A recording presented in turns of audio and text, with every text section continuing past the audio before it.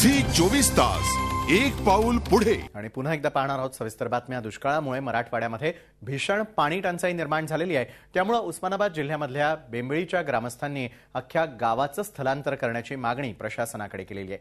पाणी टंचाई आणि रोजगाराच्या दुष्ट चक्रात अडकलेल्या मराठवाड्यातल्या शेतकरी आणि मजुरांचं विदारक वास्तव उघड करणारा झी 24 तासचा हा स्पेशल रिपोर्ट। उस्मानाबाद जिल्ह्यातलं 20,000 लोकसंख्या असलेलं हे आहे बेंबळी गाव। इथला 4,000 लोकवस्ती असलेला रामनगरचा परिसर शेतमजुरांची मोठी वस्ती म्हणून ओळखला जातो। गेल्या 6 महिन्यांपासून या भागात पिण्याच्या पाण्याची भीषण टंचाई आहे। घागरभर पाण्यासाठी इथल्या महिलांना अक्षरशः झगडावं लागतं। गावात तब्बल 15 ते 20 दिवसांनी पाणी पुरवलं जातं आणि तेही नक्की कधी येईल याची शाश्वती नसते।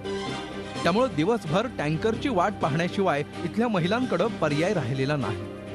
मात्र गंभीर बाब म्हणजे दररोज मोलमजुरी करून उपजीविका भागवणाऱ्या कुटुंबांना पोट भरण्यासाठी दिवसभर काम करायचं की पाण्यासाठी दिवस घालवायचा असा प्रश्न पडलाय। पाण्याची किंमत कुठे 3 रुपयाला घागर आहे, कुठे 2 रुपयाला आहे, कुठे 5 रुपयाला घागर आहे आणि प्रत्येक घराला जर 2 ते 3 घागरी जरी पाणी कमी लहान कुटुंबाला जर आणायचं म्हणलं तर दररोज 15 ते 20 रुपये पाण्यालाच जातात आणि त्यात वेळ जातो तो वेगळाच। त्या पाण्याच्या वेळेमुळे कामाला पण जाणं होत नाही आणि कामाला नाही गेलं तर पैसा पण येणार नाही, मग आणायचं पाणी कुठून? पाण्यासाठी लेकरं बाळ मरालते, अन्न भेटते पण पाणी भेटना झाले। पुन्हा रोजगार बुडवावं लागते आम्हाला। शेतकरी फडाफडा बोलते रोजगारी एवढं टाइम असते का म्हणते ती। आम्ही शेतकऱ्याचं बोलणं खावं लागते, पाण्यासाठी तरसावं लागते। गावातल्या पाणी पुरवठा करणाऱ्या विहिरींनी तर केव्हाच तळ गाठलाय। खासगी नळावरून पैसे मोजून एखादी घागर भरून पाणी घेण्यासाठीही महिलांना तासनतास तिष्ठत बसावं लागतंय।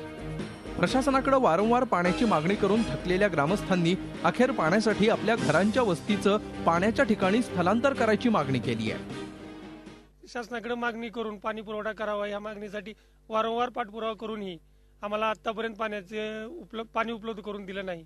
आता आमची शासनाकडे एक शेवटची मागणी आहे की ज्या ठिकाणी पाणी आहे त्या ठिकाणी आमची वस्ती नेऊन स्थलांतरित करण्यात यावी आणि आम्हाला ह्या पाण्याच्या जी तुरंकाळ चालू आहे, जी पाण्यामुळे हाल चालू आहेत, आमच्या लेकराबाळाची जी हाल चालू आहेत ती थांबवावेत।